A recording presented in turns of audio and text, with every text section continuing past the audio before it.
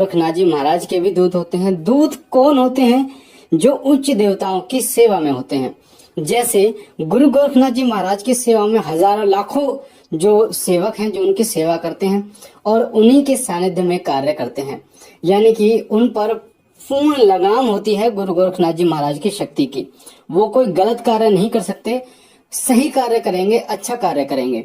उसी प्रकार से जो लोग माता काली की चौकी लगाते हैं उन पर भी दूत होते हैं। वो माता काली की सेवा में होते हैं और माता काली के लिए कार्य करते हैं। माता काली की इच्छा के बिना वो कोई भी कार्य नहीं करते और ना ही वो कोई गलत कार्य करते हैं। तो ऐसे ही कई ऐसी चौकी हैं जो भक्ताई लाइन में हैं। जो लोग भक्ताई लाइन में हैं, जिनके गांव के कोई देवता होते हैं, जिनका धूना लगता है, जैसे नागे बाबा हैं उनका धूना लगता है, या फिर बावरी हैं उनका जो है वो भोग प्रसाद जाता है। तो इसी प्रकार से ये क्या करते हैं, जो भगत हैं वो क्या करते हैं, जो संकट होता है, जिसको भी परेशानी होती है, जिसके ऊपर ऊपरी बाधा होती है, उसको हटाया जब जाता है तो हटाने के बाद ये उस भगत के ऊपर निर्भर करता है कि वो जो भगत है वो उस संकट का क्या करेगा। यानी कि अगर वो चाहे तो उसी संकट को शुद्ध रूप करके वो उस व्यक्ति को दे सकता है, ताकि वो व्यक्ति उससे कार्य ले सके, वो शक्ति उसके घर में सुख शांति दे। पर उसके लिए उसको भोग देना पड़ेगा उस शक्ति को। वो शक्ति कोई आत्मा भी हो सकती है या फिर कोई अन्य शक्ति भी हो सकती है जो भटक रही हो, उसके ऊपर हावी हो, और भी कोई ऐसी शक्ति हो सकती है जो कि उस व्यक्ति को परेशान कर रही हो, या फिर वो भगत अपने पास भी शक्ति को रख लेता है ताकि आने वाले समय में वो शक्ति उसका कार्य करे। कोई भी हो सकता है, जो व्यक्ति मर गया हो, आत्मा जिसकी भटक रही हो, उस व्यक्तियों से भी कार्य लिए जाते हैं, अच्छे कार्य वो करते हैं, तो वो दूत का कार्य करते हैं, दूत के रूप में कार्य करते हैं। फिर जिस भगत के ऊपर उच्च कोटि की शक्ति होती है, जैसे भैरव बाबा की शक्ति, भोले बाबा की शक्ति, माता काली की शक्ति, गुरु गोरखनाथ जी महाराज की शक्ति, या अन्य कोई ऐसा देवता है, माता शेरावाली की शक्ति, दुर्गा माता की शक्ति, तो मसानी माता, शीतला माता की शक्ति, तो उनके नीचे वो दूत कार्य करता है। मैं आपको बता दूं, जैसे कई लोग कहते हैं कि मुझे प्रेत सिद्ध करना है, हालांकि मैं आपको सच्चाई बताऊं तो देखिए, प्रेत सिद्ध करना कैसे किया जाता है, प्रेतों से अच्छे कार्य भी लिए जाते हैं।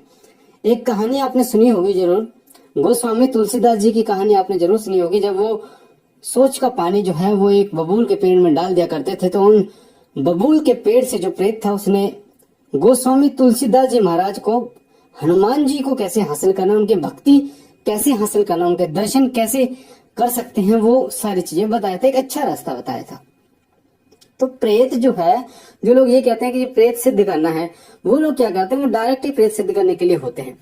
जिस प्रकार से एक गाड़ी है, उस गाड़ी में आप बैठे हुए हो, पर अगर आपको चलानी नहीं आती, एक अच्छा चालक आपने देखा होगा, जब आप गाड़ी सीखते हैं तो एक व्यक्ति जो कुशल होता है, यानी जिसको गाड़ी आती है, वो आपके साइड में बैठा होता है। वो क्यों होता है? अगर आप गलत ड्राइविंग करते हैं, गलत चलाते हैं, तो वो संभाल लेगा, कोई भी दिक्कत है तो वो संभाल लेगा। उसी प्रकार से वो लोग जिनके पास उच्च कोटि के देवताओं की शक्ति होती है, मैंने आपको जैसे बताया, माता दुर्गा, माता काली, भैरव बाबा, या फिर भगवान शिव, अन्य देवता जो कि उच्च कोटि के देवता होते हैं, या कोई संत जैसे बाबा मोहन राम है, भगवान कृष्ण के अवतार कहे जाते हैं, गुरु गोरखनाथ जी महाराज हैं, और अन्य ऐसे गुरु गोरखनाथ जी महाराज के अन्य बहुत सारे ऐसे शिष्य हैं जो पूजते हैं, जो गांव में देहात में पूजते हैं। उनके नीचे भी एक जो प्रेत हैं, ये दूत हैं, ये कार्य करते हैं। तो अगर आपने इनको प्रसन्न कर रखा है, इनकी शक्ति आपके पास है, तो उनकी शक्ति के बल पर आप उनसे कार्य ले सकते हो, किसी प्रेत को नियंत्रण कर सकते हो, फिर वो कोई भी गलत कार्य नहीं करता। हाँ, हालांकि ये बात है कि उसको भोग देना होता है, और जो भी कार्य उससे आप कराते हैं वो कर सकता है। एक बात और मैं आपको बता दूं, वो जो प्रेत होता है, जो भगत रखते हैं, हालांकि वो एक आत्मा होती है जो भटकती रहती है, यानी कोई व्यक्ति मर गया इस तरीके, पर वो इतनी शक्तिशाली हो जाती है उस समय पर जब वो अच्छे कार्य करना शुरू कर देती है किसी देवता के अंदर। मैंने ऐसे बताया, किसी उच्च कोटि देवता के नीचे जब वो कार्य करना शुरू कर देती है तो उसमें इतनी शक्ति आ जाती है, क्योंकि उनका सानिध्य भी उनको प्राप्त हो जाता है। जो उच्च शक्ति होती है उनका साथ भी उस शक्ति को प्राप्त हो जाता है, उनकी शक्ति भी उसको प्राप्त हो जाती है।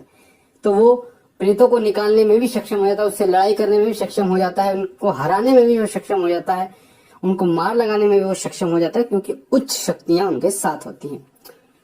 दूसरी बात, वो प्रेत, वो आत्मा फिर उस भगत को धोखा नहीं देती, क्योंकि उच्च कोटि की शक्ति उस भगत के पास है। अगर वो कोई भी गलती करने की कोशिश करता है या भगत को धोखा देने की कोशिश करता है, तो वो जो देवता है उनका, जो भगत का देवता होता है, वो उसको आगाह करता है, उसको बताता है, सावधान करता है और उसकी रक्षा भी करता है। तो ऐसा होता है प्रेत सिद्ध करना। और साथ साथ में जो भगत होते हैं वो इन शक्तियों को रखते हैं, संकट जो होते हैं उनको ठीक कर दिया उस व्यक्ति को, उसके बाद उस शक्ति को अपने पास रख लेते हैं। जब भी किसी व्यक्ति के शरीर से भूत प्रेत आदि को हटाया जाता है तो उसको स्थान दिया जाता है, कहीं रखा जाता है। ऐसा नहीं है कि आपने हटा दिया तो एक स्थान से तो आपने हटा दिया, पर जब उसके लिए दूसरा स्थान निर्धारित होगा तभी तो उस स्थान को छोड़ेगा।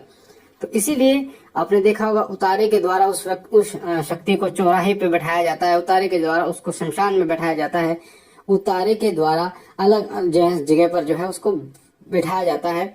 और इसी प्रकार से जो भगत है वो अपने पास उसको बिठा लेते हैं, अपने पास उसको जगह दे देते हैं, जिससे वो उनका कार्य करता है।